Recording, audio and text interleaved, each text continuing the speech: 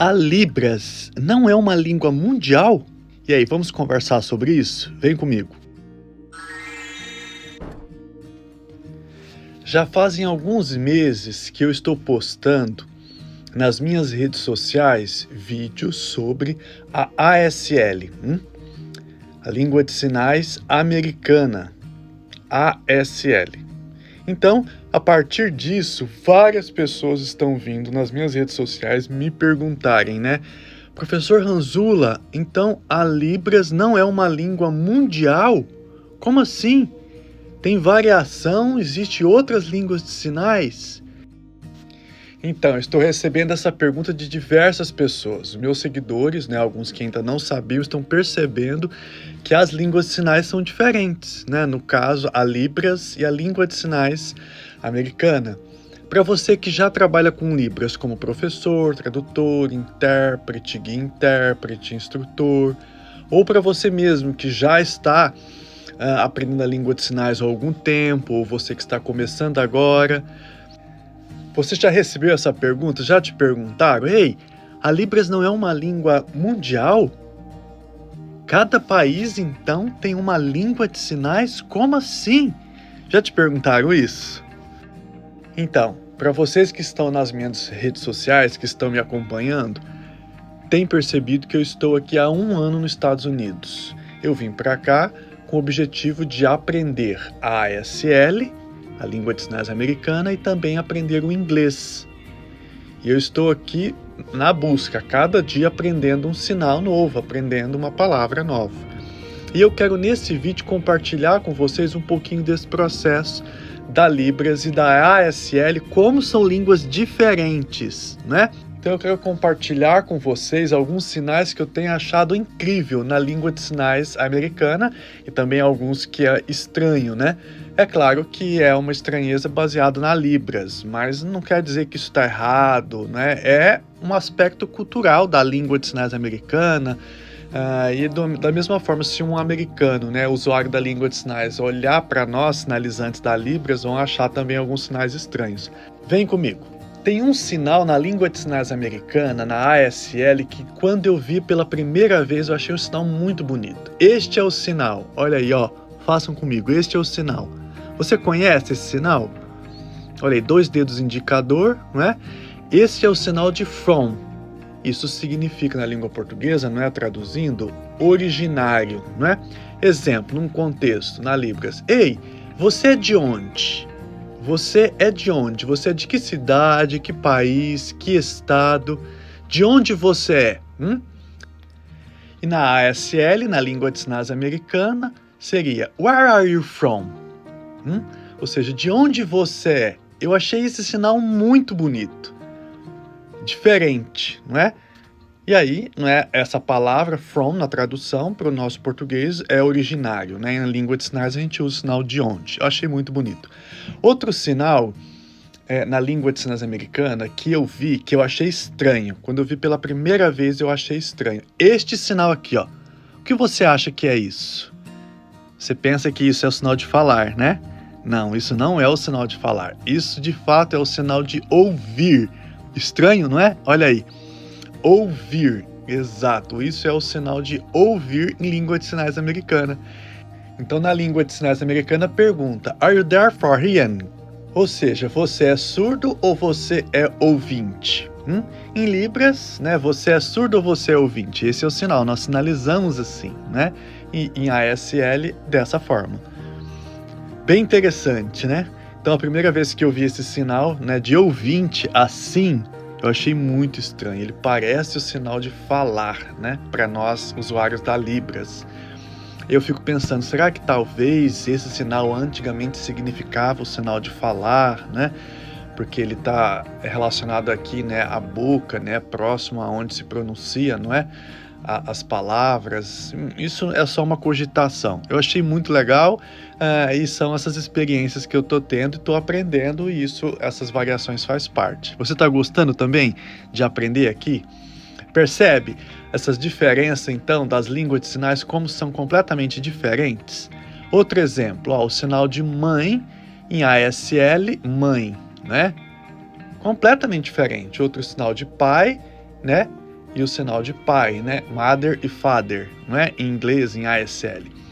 Muito legal, né? São línguas diferentes, não são iguais, né? São línguas diferentes e elas têm as suas variações, e isso é natural como nos demais países. Eu quero te convidar a refletir comigo sobre por que motivo as línguas de sinais são diferentes e por que elas não são iguais, porque não existe uma única língua de sinais no mundo todo.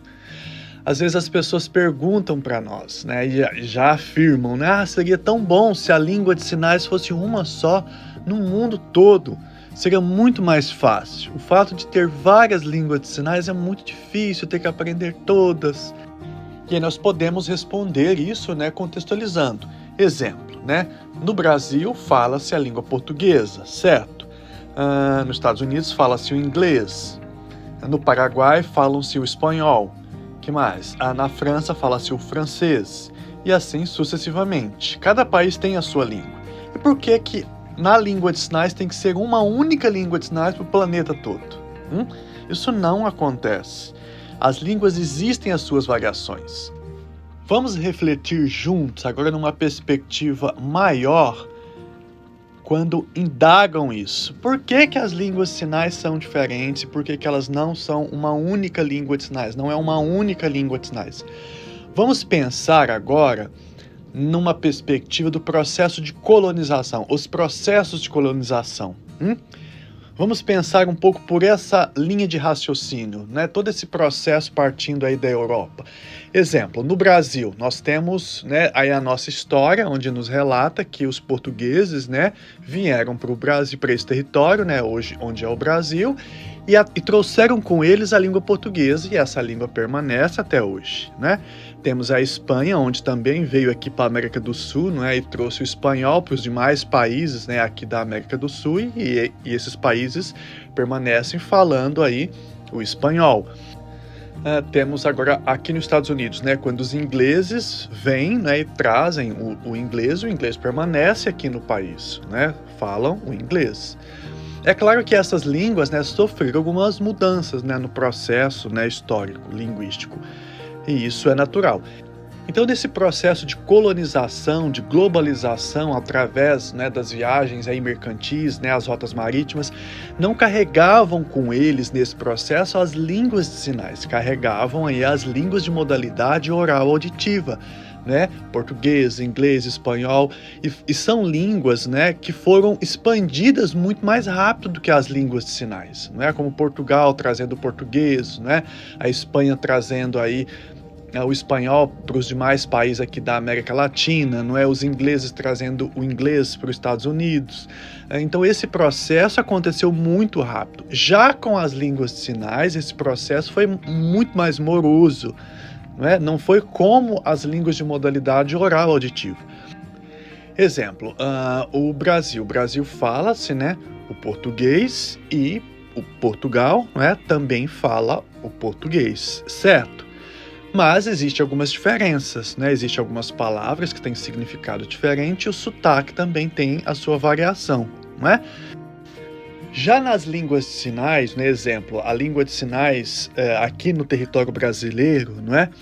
Desde o início, não é, do surgimento das línguas de sinais, não existia uma estrutura, né, educacional, né, para que os surdos pudessem aprender e ensinar. Então, a partir do momento que uma pessoa surda encontra uma outra pessoa surda, eles começam a sinalizar.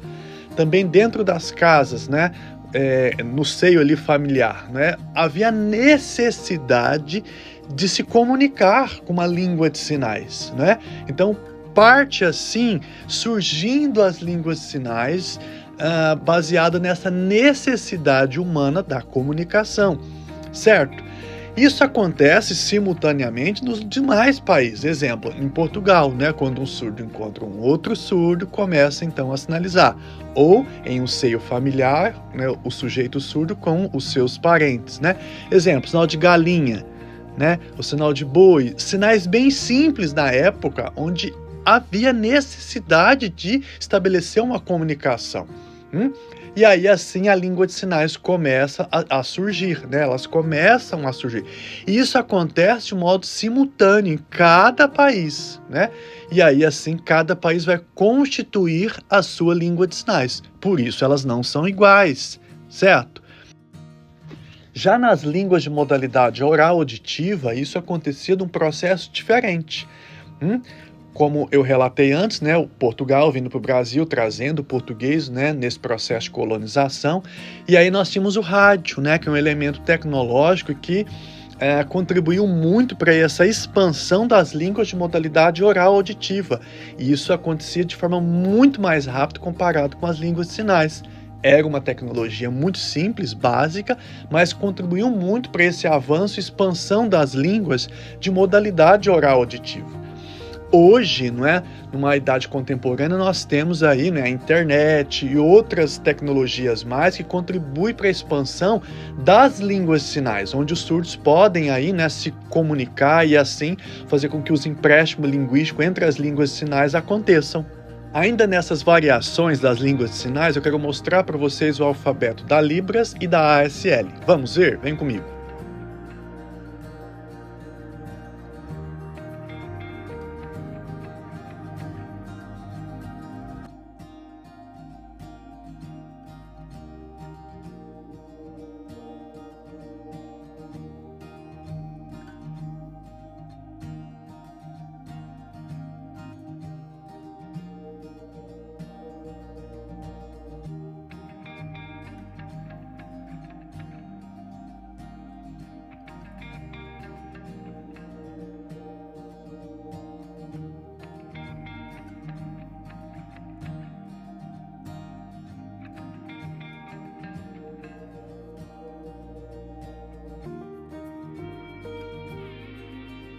E o que você achou desse vídeo? Você gostou? Deixa aqui nos comentários para mim, por gentileza. Comente o que você achou, se você gostou, o que você achou interessante aqui no vídeo, tá bom? Deixa aqui nos comentários aí, nesse nosso vídeo sobre as variações da língua de sinais. E aproveita e se inscreva no meu canal, curta, acione o sininho para você receber mais notificações aí sobre o universo das línguas de sinais, beleza? Sobre a Libras e sobre a ASL. Forte abraço e até mais!